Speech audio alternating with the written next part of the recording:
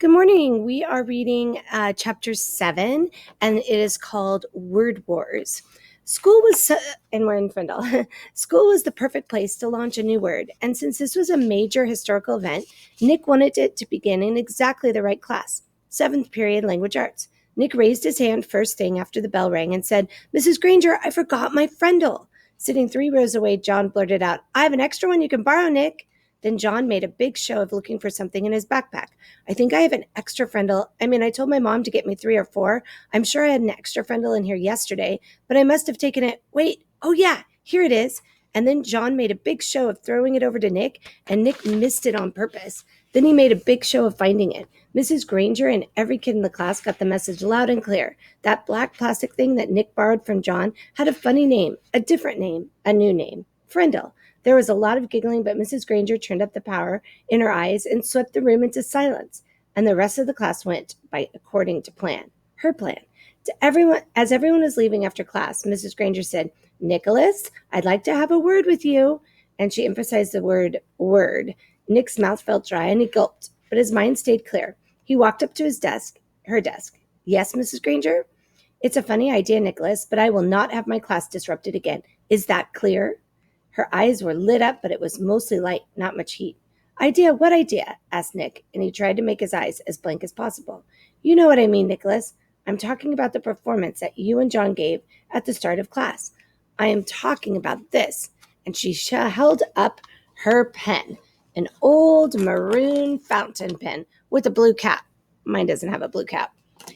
"But I really didn't have a friendle with me," said Nick, amazed at his own bravery, and hiding behind his glasses, Nick kept his eyes wide and blank. Mrs. Granger's eyes flashed and then narrowed, and her lips formed a thin, hard line. She was quiet for a few seconds, and then she said, "I see, very well.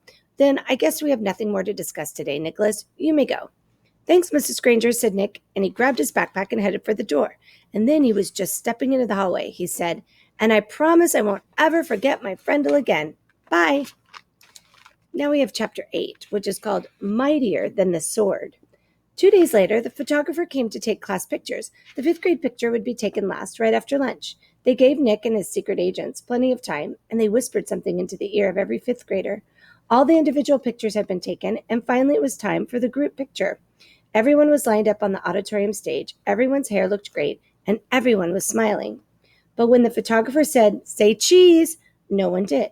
Instead, every kid said, "Friendle," and they held one up for the camera to see.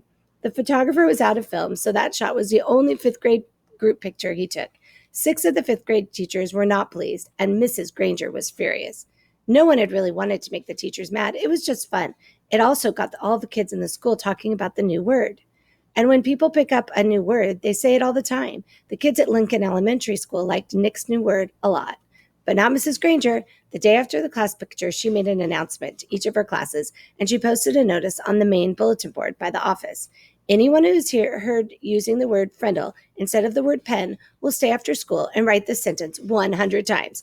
"I am writing this punishment with a pen, Mrs. Granger."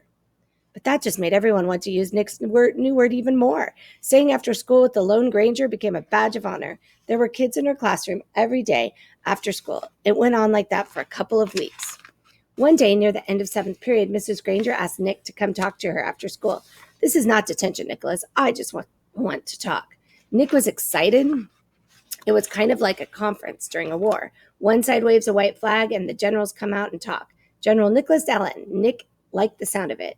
He stuck his head in Mrs. Granger's doorway after school. "You wanted to talk with me?" "Yes, Nicholas. Please come in and sit down." When he was settled, she looked at him and said, "Don't you think this friendle business has gone far enough? It's just a disruption to the school, don't you think?"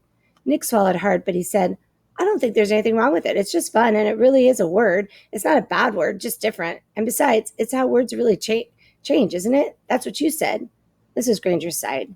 "It is how a word could be made up brand new, I suppose, but the word pen, should it really be replaced by that other word? The word pen has a long, rich history. It comes from the Latin word for feather, pinna. It started to become our word pen because quills made from feathers were some of the first writing tools ever made. It's a word that comes from somewhere. It makes sense, Nicholas." "But friendle makes just as much sense to me," said Nick. "And after all, didn't somebody just make up the word peanut too?" They got a spark from Mrs. Granger's eyes, but all she said was, Then you are not going to stop this? And Nick looked right in her eyes and said, well, me, and I mean a bunch of my friends and I took an oath about using the word, and we have to keep our promise. And besides, I don't think there's anything wrong with it. I like my word. Nick tried to look brave, like a good general should. Very well, then. I thought it would end up this way. Mrs. Granger pulled a fat white envelope from her desk drawer and held it up. This is a letter I have written to you, Nicholas. Nick held out his hand, thinking she was going to give it to him, but she didn't. I'm not going to send it to you until all this is over. I want you to sign your name and put today's date across the back of the envelope. When you read it, whenever that may be, you will know it is the same letter and that I have not made any changes to it. And there's his picture of the conference. This is weird, Nick said to himself, but to Mrs. Granger he said, sure, and he signed his name in his best cursive and put the date under it. Then Mrs. Granger stood up abruptly and said, then that is all for today, Nicholas, and may the best word win. There was a frown on her face, but her eyes were different, almost happy. And Nick was halfway down the hall before it hit him. She likes this war, and she wants to win real bad. Walking to school the next day, Pete had a great idea. How about we see if we can get every kid in the whole 5th grade to go up and ask Mrs. Granger, can I borrow a friendle?